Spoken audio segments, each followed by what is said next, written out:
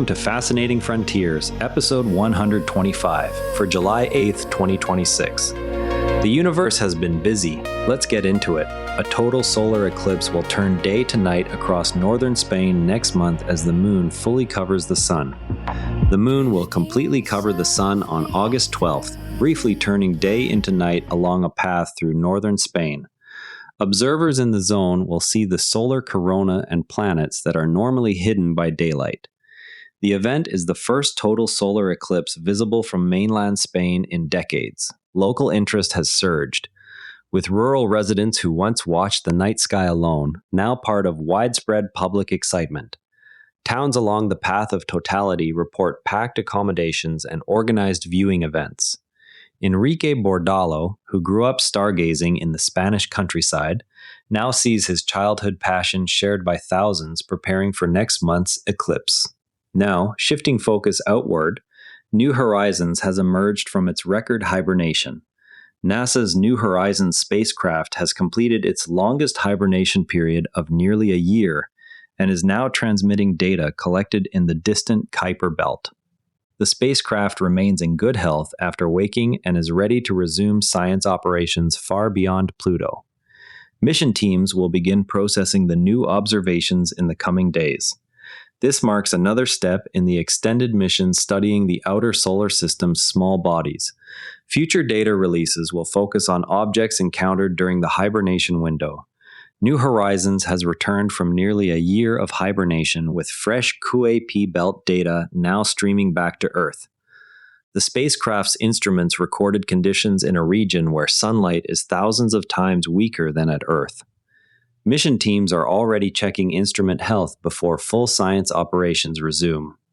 The data will add to the sparse record of objects beyond Pluto. What distant body will the next downlink reveal? On a different note, the U.S. Space Force has added two newer firms to its launch program. The U.S. Space Force has included Relativity Space and Impulse Space in the National Security Space Launch Phase 3 Lane 1 program.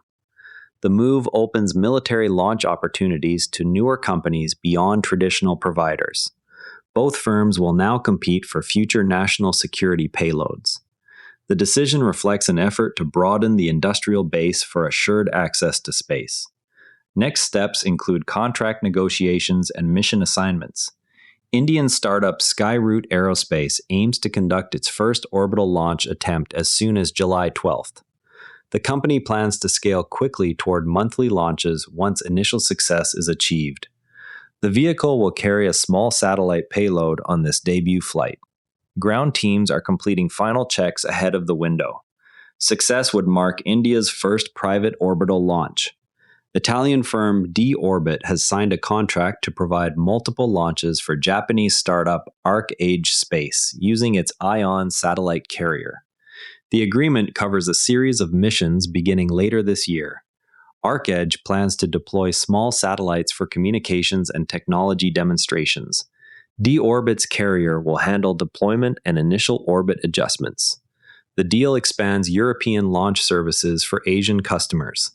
LHA-120N40 appears as a glowing shell of debris from a star that exploded in the Large Magellanic Cloud, 163,000 light-years away in Dorado. The blue outer shell marks material expelled by the supernova, while reddish patches show ongoing emission from smaller regions. The image was captured from Rio Hurtado, Chile. Such remnants help astronomers study how heavy elements are distributed into surrounding galaxies. Additional multi-wavelength observations could reveal more about the progenitor star. The bright galaxy Centaurus A, 11 million light-years away, continues forming stars rapidly despite an ancient collision that is not immediately obvious in visible light.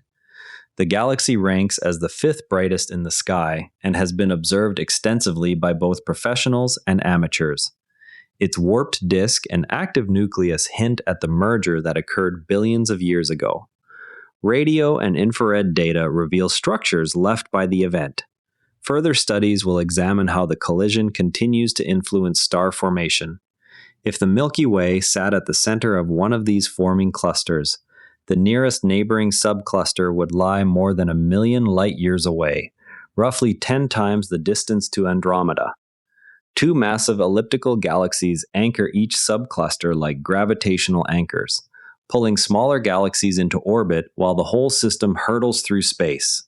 When the subclusters slam together, their galaxies pass through one another with relatively few direct collisions because the spaces between stars are so vast. Instead, the dark matter halos and hot gas interact, slowing the motion and allowing eventual merger. The entire process can repeat several times before the final cluster settles. We still do not know exactly how much of the final cluster's mass ends up locked in the central giant ellipticals versus remaining in the diffuse intracluster light. Astronomers used observations of cosmic explosions to suggest the Milky Way's true size exceeds previous measurements. The technique relies on light from distant events passing through galactic material. Revised dimensions would affect models of the galaxy's mass and rotation. The finding challenges assumptions built from earlier surveys. Additional data from upcoming telescopes will test the new estimate. NASA's Nancy Grace Roman Space Telescope, scheduled for launch in August 2026, is projected to discover around 100,000 exoplanets during its mission. That total would surpass the combined yield of every previous telescope. The observatory will use wide-field imaging and microlensing to detect planets across a broad range of distances. Mission planners anticipate the largest statistical sample of exoplanets yet assembled. Early data releases after launch will begin validating the prediction. APOLINK has successfully contacted its initial satellite after a July 7th launch on a SpaceX rideshare mission. The contact clears the path for a data relay demonstration under an experimental Federal Communications Commission license. Engineers will now test the satellite's relay capabilities in orbit. The mission aims to prove low-latency data forwarding between spacecraft. Follow-on tests are planned once the demonstration phase begins. The 9th magnitude main belt asteroid will be visible all night on July 8th in southeastern Aquila, near the border with Scutum. Opposition places it opposite the Sun in Earth's sky, maximizing its brightness for the year. Observers can track its motion against background stars throughout the night. The asteroid is roughly 150 kilometers across and has been studied for decades. Amateur astronomers are encouraged to attempt imaging or visual observations while it remains well placed. Recent Ferris State University graduate Francisco Vasquez has started a role at Blue Origin focused on space exploration hardware. The position places him in the company's engineering teams working on crewed vehicles. Vasquez's academic background prepared him for systems integration and testing tasks. His hiring reflects growing pathways from university programs into commercial spaceflight. Future updates may highlight project assignments tied to upcoming launches. The Cottonwood Fire burned more than 150 square miles and affected parts of a Utah ski resort. Satellite imagery captured the fire's extent and burn scar for damage assessment. Firefighters used the data alongside ground reports to monitor spread. The event highlights how Earth-observing satellites support wildfire response. Additional images will track vegetation recovery in the affected area. NASA's Plankton Aerosol Cloud Ocean Ecosystem satellite is undergoing validation of its science data products through coordinated field campaigns.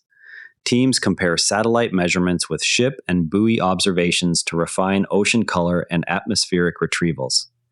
The effort supports studies of marine ecosystems and climate interactions. Early results show good agreement between space and surface data. Further campaigns will expand geographic coverage. Next time, keep an eye on the first downlink from New Horizons as mission teams begin full processing of the Keewape observations. That covers today's space and science news. Share this with a fellow space enthusiast if you found it interesting. I'm Patrick in Vancouver. See you tomorrow. And if you'd rather watch than listen, find us on YouTube at NERA Network. Links in the show notes. And before you go, this show is part of the NERA Network, a family of daily podcasts on tech, science, and markets, each one a short, sharp briefing you can finish on the commute. If today earned its place in your feed, here's your next listen. Unintended Consequences, True Stories of Good Intentions That Backfired. Find every show free at naranetwork.com. This episode used AI voice synthesis of my voice. Editorial selection and analysis are my own.